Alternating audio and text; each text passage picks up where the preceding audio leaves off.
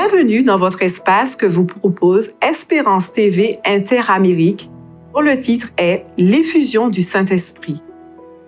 Le jour de la Pentecôte de l'an 31 après Jésus-Christ, le Saint-Esprit a été répandu en grande mesure sur l'Église émergente du Nouveau Testament.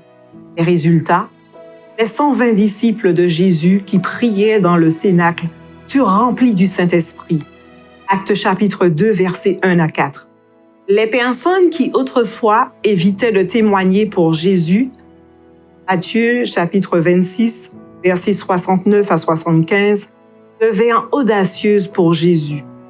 Acte 2, versets 14 à 21, chapitre 4, versets 7 à 13.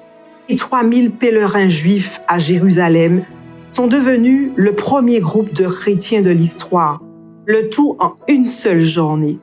Acte chapitre 2, versets 38 à 41. Cette histoire se trouve dans Acte 2, mais Acte 2 n'aurait jamais eu lieu sans Acte 1. Deux choses que nous devrions remarquer dans Acte 1. Les disciples étaient unis, priant pour le Saint-Esprit. Acte 1, 13 à 14. Et ils étaient passant en revue le ministère d'abnégation de Jésus en leur nom. Il n'a fallu que 10 jours pour voir ce qu'ils avaient été trop aveugles pour voir auparavant. L'amour débordant de Dieu.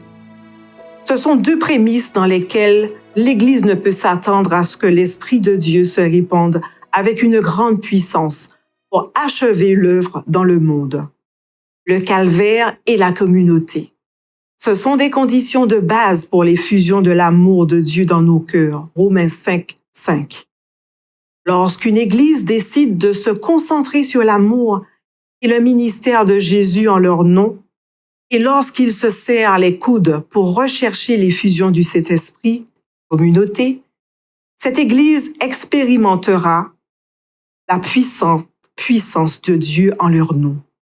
Après la descente du Saint-Esprit, les disciples étaient tellement remplis d'amour pour lui et pour ceux pour qui il est mort, que les cœurs se sont fondus par les paroles qu'ils ont prononcées et les prières qu'ils ont offertes.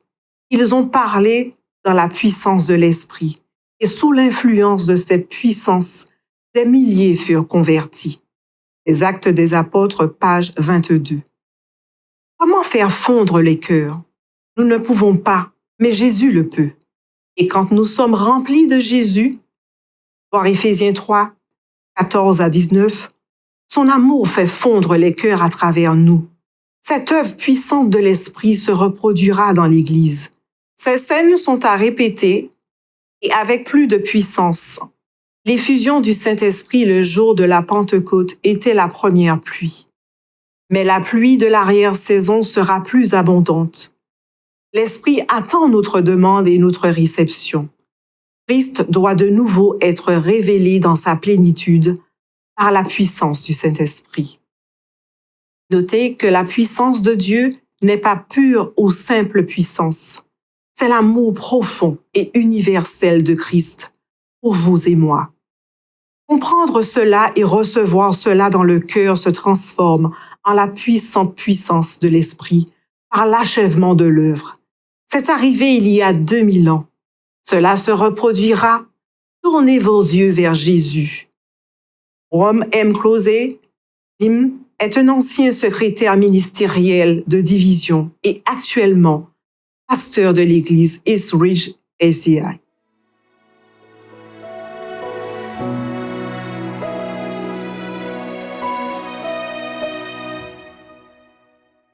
Notre défi du cœur, désirez-vous vivre une expérience, acte 1 de la communauté du Calvaire, afin d'être prêt pour l'expérience de acte 2 de la dernière pluie? Désirez-vous un cœur rempli de l'amour de Dieu et une vie qui puisse être utilisée comme canal de l'amour de Dieu pour ceux qui vous entourent? La bonne nouvelle est que Jésus est plus qu'heureux de vous conduire, vous, votre famille et votre communauté ecclésiale, dans une telle réalité. Pourquoi ne pas passer un peu de temps en prière en ce moment, demandant à Jésus une révélation fraîche et plus claire du calvaire, afin que la voie puisse être pavée pour l'effusion du Saint-Esprit sur vous et sur l'Église?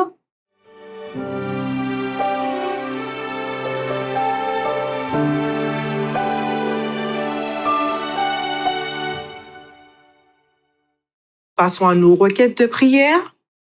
Demandez à Dieu de libérer votre cœur des pensées distrayantes et des émotions intrusives. Priez que Jésus se révèle à vous à travers l'étude de la croix.